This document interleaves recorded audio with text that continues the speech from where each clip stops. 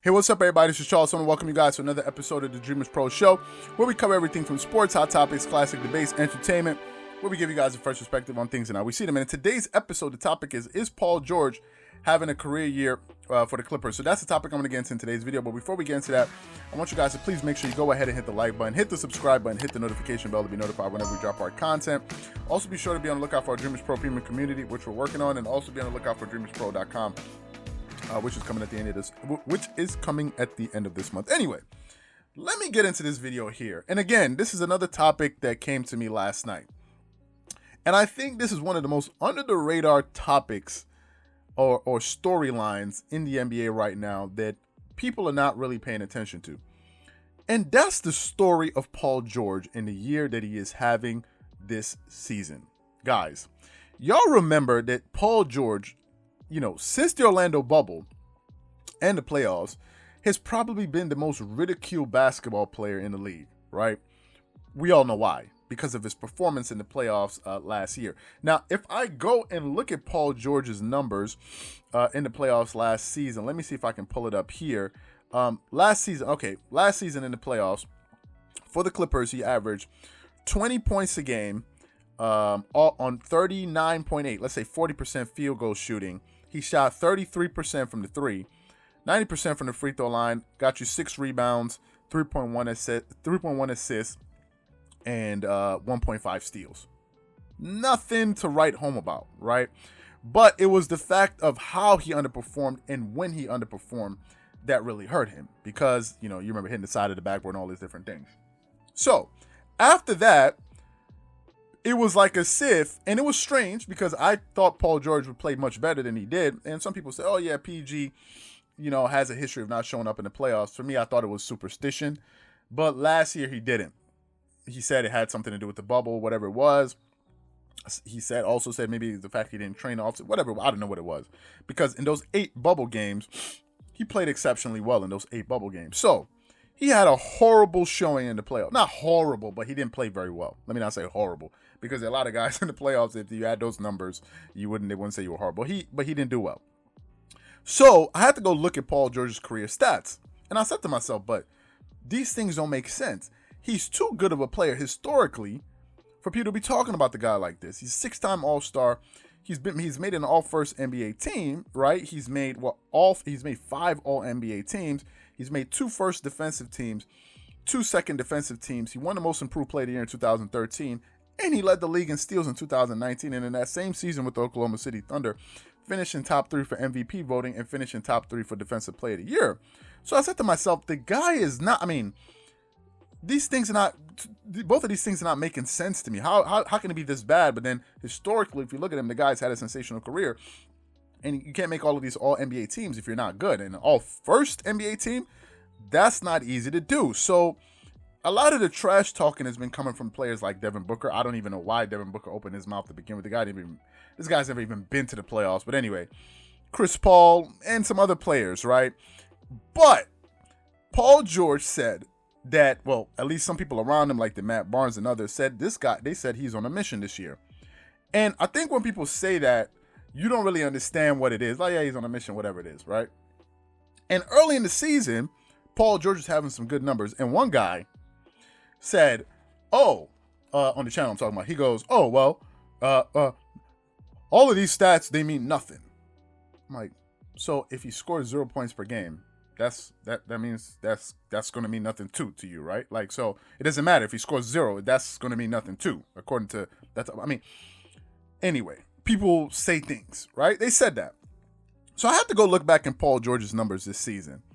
And when I read you his numbers, it's going to blow your mind. This season, if you juxtapose these numbers to last season in the regular season, in those 48 games, he averaged 21.5 points per game. He shot 44% from the field, 41% from the three, 87.6% from the free throw line, got you 5.7 rebounds, 3.9 assists, and got you 1.4 steals.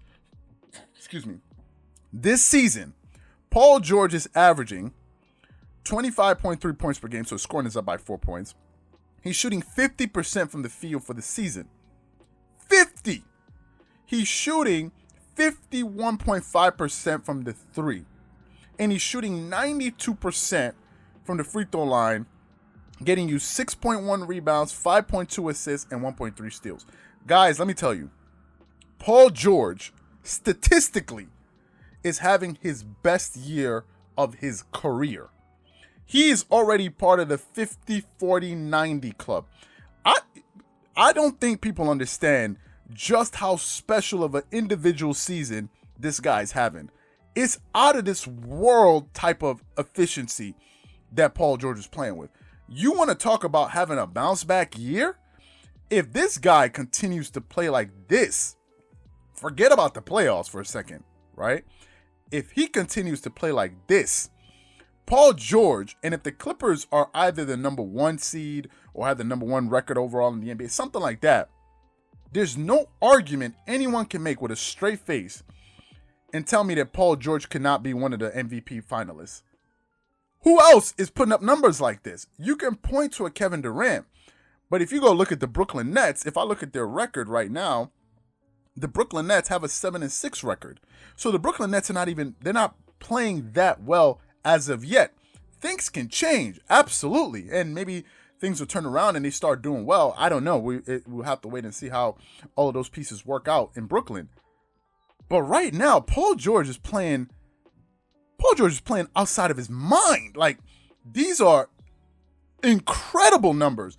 Some people will say, well, it doesn't mean anything until he gets to the playoffs. You sound crazy. A lot of these players are making their money for what they do in the regular season. James Harden is being hyped for what? For what he's done in the regular season. What did James Harden accomplish in the playoffs for us to point to and say, oh, yeah, James Harden is the man? Because he's done nothing in the playoffs. Nothing, absolutely nothing. Except flame out. Time and time again. So if people are going to be heaping praise on James Harden and all of these different stuffs, at the end of this year, if this guy puts up these type of numbers, first of all, what a bounce back season. I mean, to go out there, play the way that you did, and start off the season this way, shooting like this, 50, 40, 90, Paul George has been on automatic. He's been just as good as Kawhi Leonard. I mean, everything, shooting, assists, rebounds. This guy is playing out of his mind. And if the Clippers finish the season with one of the best seeds in the record, or best regular season records in the NBA, there's no argument you can make that Paul George should not be a finalist for the MVP.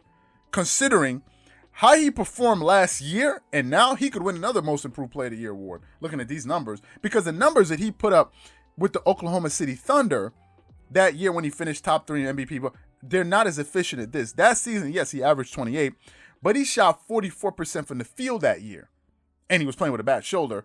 He shot 38% from the 3, but this year, he took more shots. He attempted more shots. This year, he's attempting less shots, making way more, a higher percentage off of less shots and playing less minutes than he played that year.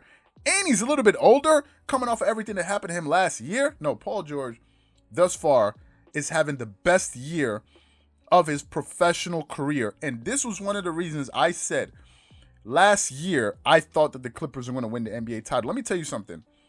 If Paul George is playing like this in the playoffs, it's over. There's no team in the West that's seeing this team. We can talk about this. We can talk about that. Y'all know the most dangerous players to stop, the hardest players to stop in basketball are guards and wings, because they're the ones that dominate the ball. For a center or a power forward to hurt you, you need to get him the ball, right? But these type of players, the Paul Georges of the world, if this guy's playing like this come playoff time, good luck. Good luck with this quick release. And good luck. There's no team in the Western Conference that can compete defensively with a hot Clippers team, given the fact that they're the number 1 3-point shooter. I haven't even talked about Kawhi Leonard's numbers. Kawhi is shooting 43% from the 3. I mean, and 48. It's absurd how good these guys are playing from an efficiency standpoint. And guys, and Kawhi's averaging 25. Just imagine the fact that it could be possible that Paul George and Kawhi Leonard could probably be the first players in NBA history, I don't know if this stat exists, for two players on the same team to have a 50-40-90 season. Do y'all realize how lethal of a duo when it comes from a shooting standpoint these two are? If they both getting you 25 points a game. We're not talking about a Stephen Curry and a Klay Thompson. Stephen Curry, that could average 30. I don't know if Klay Thompson can go out there and get you 25. I never saw him do it. But these guys are legitimately averaging a legitimate 50 points per game. Efficiently. They're not even overshooting. These guys could possibly finish the season, the two of them, with a 50-40-90 season. And you're going to tell me if these guys are clicking, there's a team in the West that's going to stop them? Good luck. Good luck. Once again, this is Charles here from Dreamerspro. I hope you guys enjoyed the video. Please let me know what you guys think about everything. Whatever you guys think, please leave your thoughts and comments in the comment section below. Catch you guys on the next episode. And I'll say one more thing. Good luck.